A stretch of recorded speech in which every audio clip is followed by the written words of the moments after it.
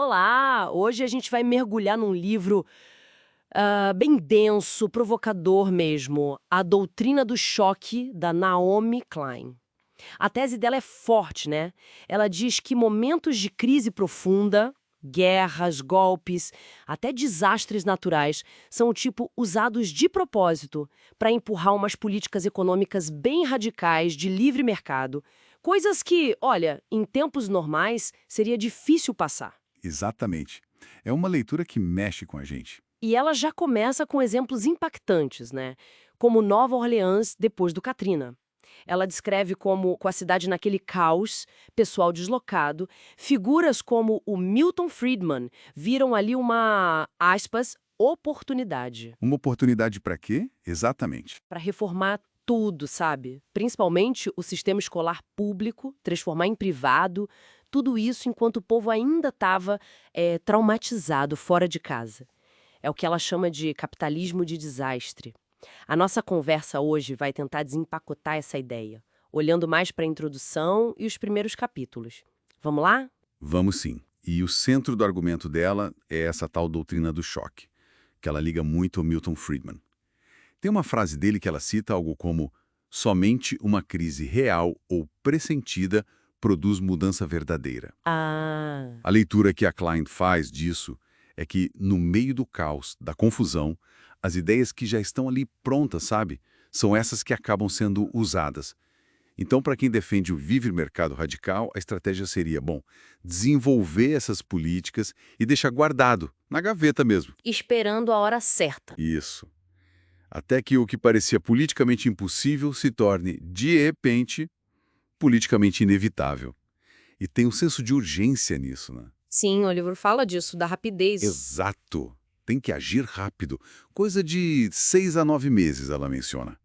Antes que a poeira baixe e a sociedade queira voltar pro normal, ou como Friedman teria dito, para a tirania do status quo. É uma janela que se abre e fecha rápido. E aí o livro traz o Chile do Pinochet como exemplo, digamos, clássico disso, né? Logo depois daquele golpe brutal de 73, com o país em choque, literal mesmo, e econômico também. Sim, um cenário de ruptura total. Aí o Friedman teria aconselhado a aplicar um tratamento de choque econômico na veia.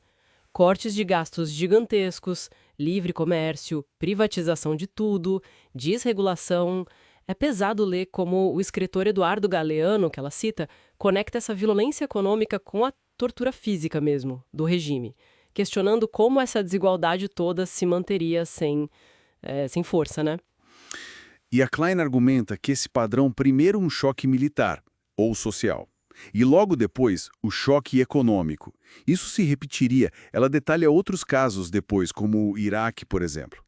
Mas antes disso, ela introduz uma figura que, à primeira vista, parece não ter nada a ver, mas que ela amarra de forma central na tese dela. O psiquiatra Dr. Ewan Cameron. Nossa, essa parte é bem perturbadora, viu? O Cameron, lá nos anos 50, com grana vinda em parte da CIA, né, a agência americana. E isso é importante mencionar. Ele fazia uns experimentos na Universidade McGill, no Canadá, que parecem, sei lá, ficção científica de terror. Exatamente. Ele usava eletrochoques em níveis altíssimos, muito acima do normal.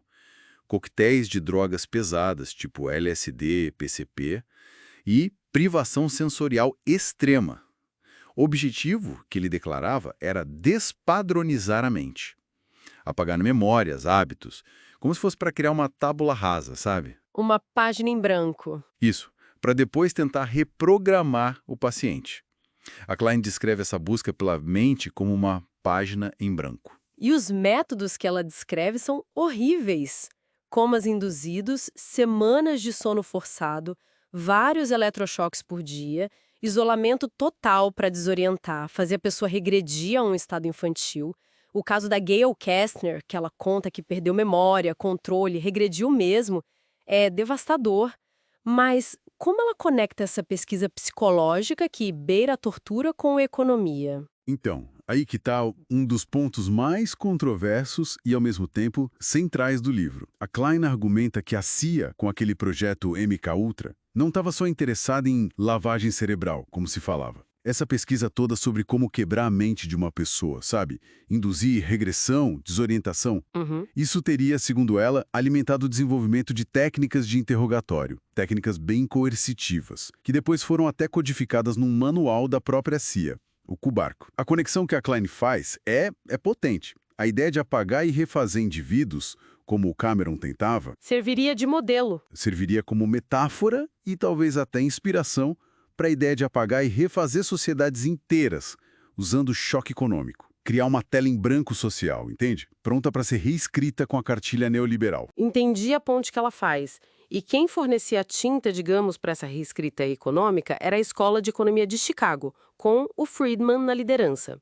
A visão deles, pelo que o livro descreve, era quase religiosa, né? Um mercado totalmente livre, sem nenhuma interferência de governo, sindicato, programa social. Seria um sistema perfeito, científico, que se ajusta sozinho. Exato. Uma oposição frontal ao keynesianismo, às economias mistas que eram comuns no pós-guerra. E isso não ficou só na teoria, né? Não mesmo. A Klein detalha o Projeto Chile, um programa financiado pelos Estados Unidos para levar economistas chilenos para estudar em Chicago e formar os famosos Chicago Boys. O objetivo, segundo ela, era bem claro: criar uma elite ideológica para espalhar essas ideias na América Latina e, claro, ter os planos prontinhos. Planos prontos para quê? Para quando a crise viesse. Justamente. Ela até traça um paralelo com a máfia de Berkeley, na Indonésia. Economistas treinados nos Estados Unidos que também tinham planos radicais na gaveta e que foram implementados logo depois do golpe sangrento do Suharto.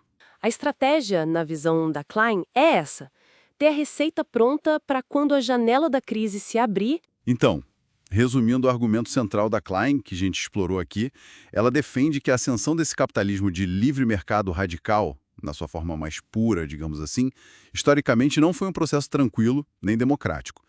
Muitas vezes dependeu de choques bem violentos, golpes, crises, desastres, para calar a oposição e criar essa tela em branco que eles precisavam para redesenhar a sociedade.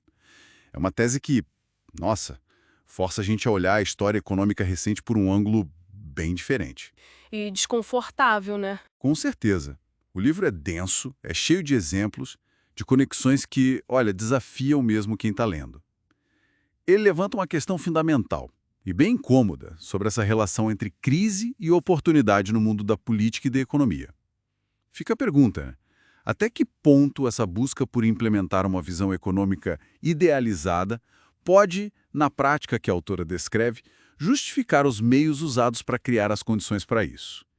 É o tipo de livro que, concordando ou não com tudo, certamente amplia a nossa perspectiva e, bom, provoca um debate necessário sobre como as ideias econômicas moldam e, às vezes, quebram o nosso mundo.